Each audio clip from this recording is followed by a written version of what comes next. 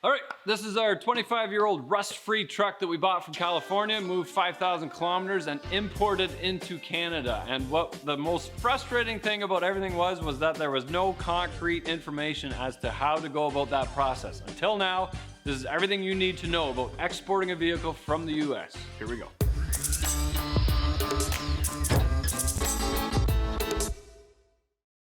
Okay. First things first, we want to let you know that if we can do it, you can do it. So it's not as difficult as you might think, but you need a few things. You need the vehicle, you need a passport, you need an SED with the ITN number on it, you need the bill of sale, and you need a title. That's 5 things. Here we go. Now, exporting it from the US is the same for any self-propelled vehicle. Because that deals directly with the US.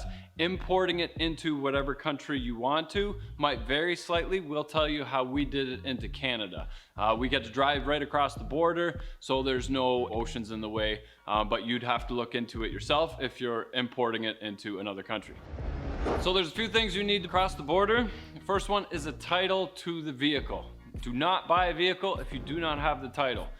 We bought this one without a title, but we trusted the owner and we had a good relationship with them and we weren't in a hurry to get it across. We had storage and it all worked out. If you do not have a title, it can get kind of expensive. This is what a title looks like. It's got this fancy little border around it. It will have the VIN number and the current owner of the vehicle on the title. On the top is a spot for him to fill out who bought the truck, where your name would go, and his signature. Then this title is issued to you. You would have to get a new title when you register it and it would come into your name, which is what we have to do. Our ownerships look completely different than the US titles. Once you have that, you need a bill of sale.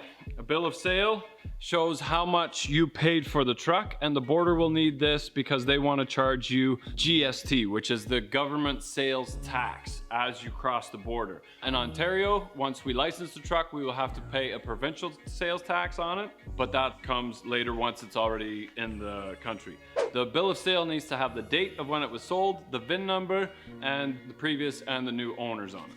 Once you have that, if you are shipping it across the border, you do not need a passport because the shipper is able to take care of everything. Some shipping companies will bring it right to the border, and then you can go to the border and bring it the last little bit across because they don't want to deal with the paperwork.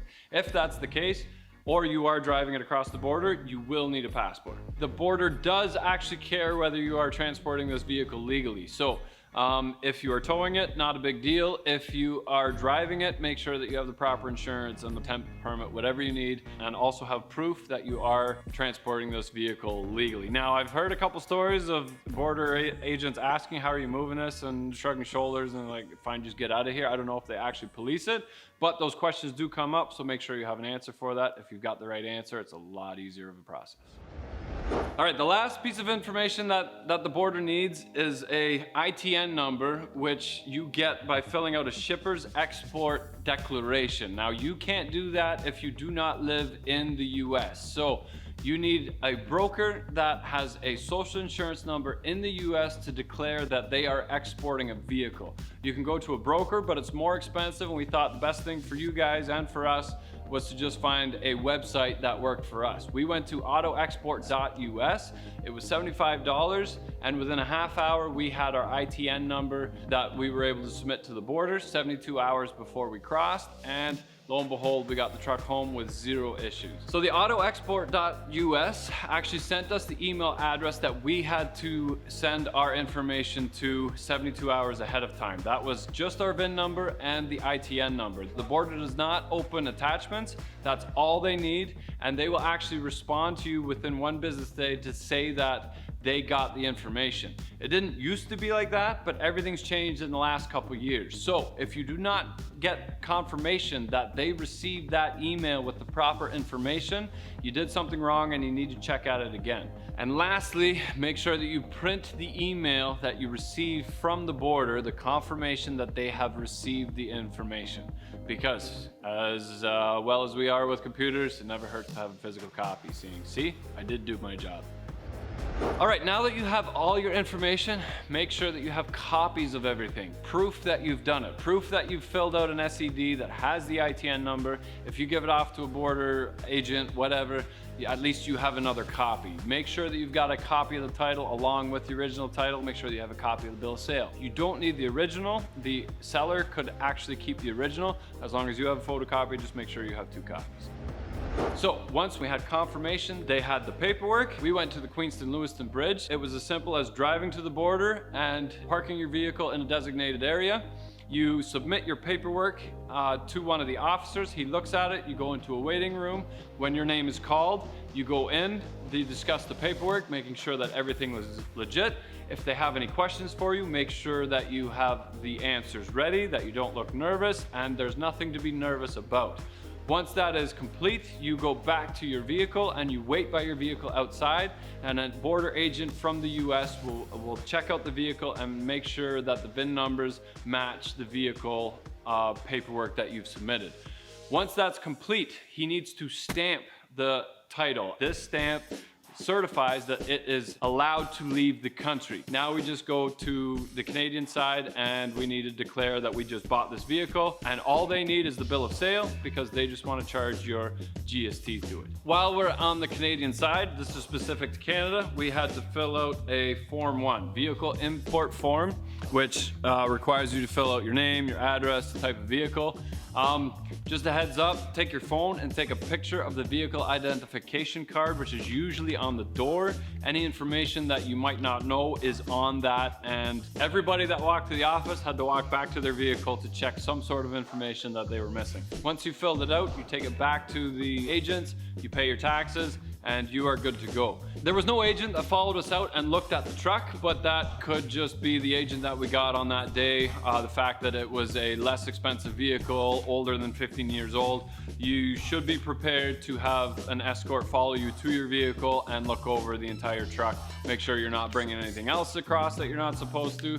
So have the truck clean, look professional, act professional. Again, it's easier and cheaper for a vehicle that's 15 years or older. If your vehicle has air conditioning, it's an extra $150. When we told them it didn't work, they didn't charge us that $150. If the vehicle was made in Canada and sold in Canada and then exported to the US, the taxes are already paid on that, and there are no taxes in bringing the vehicle back. But you need proof that that occurred. So you could take the VIN number to your MTO office, as we could do here. We're required to buy a used vehicle information package.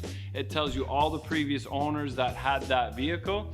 And if it was actually registered in Canada under a driver, then you wouldn't have to pay the GST at the border.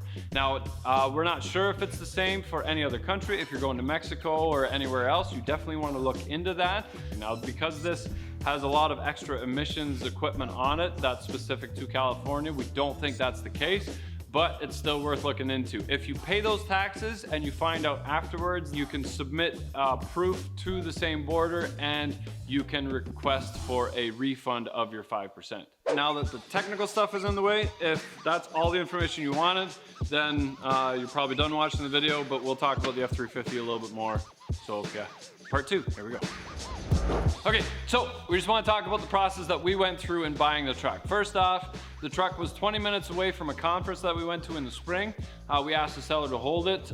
We've been communicating online over Instagram, and we asked him to hold it. We were really interested in this truck. And it was registered to his name, but he never finished the final paperwork to get the title, the actual fancy paper with the blue squigglies around the outside completely. What happened is Jose had a temporary paper on it but didn't have the official title. One lady told us it was 6 to 8 weeks before we had the actual title. Now we need the title in our name. We need to send that to the border 3 days before the truck gets there. It was the right truck at the wrong time, which is usually how things happen here at DEBOSS Garage.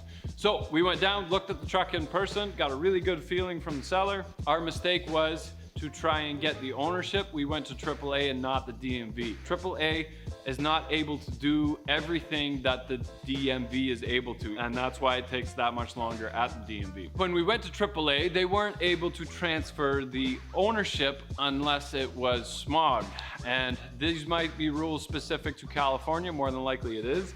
And if it was 3 months before or after the renewal date of the license, which was July, then it wouldn't need a smog. In order for us to get the title in our name, it would have to have a smog test done again. He did that, then the DMV would print a new title with Aaron's name on it. So when we went back to California in July to drive the truck home, we went to AAA, and there they told us that, oh, that last little piece of paper we cannot get you, so go to the DMV. We went to the DMV. We were told that we could not get a title issued to us without having a US address.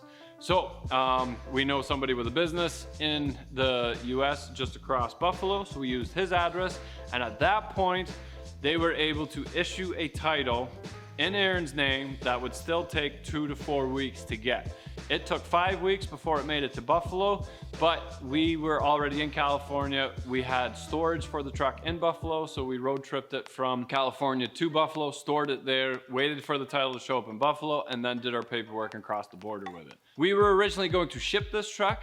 When we purchased the truck way back in the beginning of the year, we got online quotes for shipping prices, quotes ranging between $1,000 and $2,000. And we thought, okay, anywhere around there is acceptable. We can incorporate that into our budget. When we were ready to ship it, those shipping companies all let us know that original quote meant squat because, oh, the truck is bigger, even though we sent pictures and whatever of the truck, they still had every excuse under the book. The truck is ready to go tomorrow, but we need an extra $4,000. So we said, no, forget that. It cost us $1,400 in fuel to drive this 460 big block 9,600 pound truck across country, and we had an epic time doing it. Cheap flights to Vegas, if you can rent a car and drive within the area to go pick it up. It's not that expensive, and it is a fantastic vacation. I'm glad we didn't get a shipping company. It's not to say that there are no good shipping companies, as there was none that we trusted with a budget that we preferred. If you guys have any good shipping companies, comment down below, people that you've trusted, that you've had good successes with. We don't care about the ones that you've had bad experiences with, because those seem to outweigh the good ones at least 3 or 4 to 1.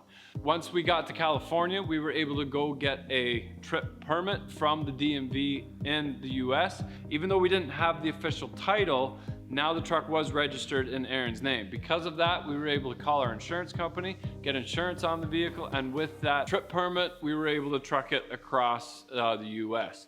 I had a garage plate, so I was able to drive it the last little bit back in Ontario again because our trip permit expired. It stayed in storage for 4 weeks before we were able to cross the border with it. That's why it took so long.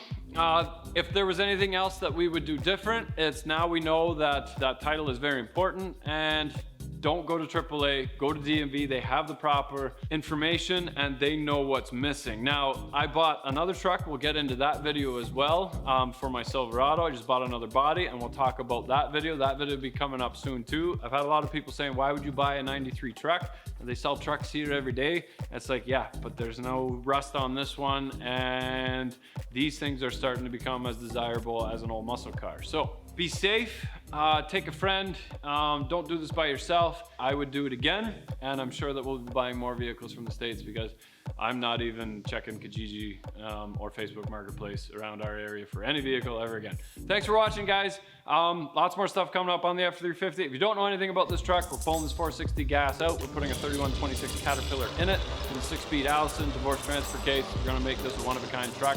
And there's always lots of other cool stuff on the channel. So check out all the videos, and remember, if you're not filthy, you're not rich.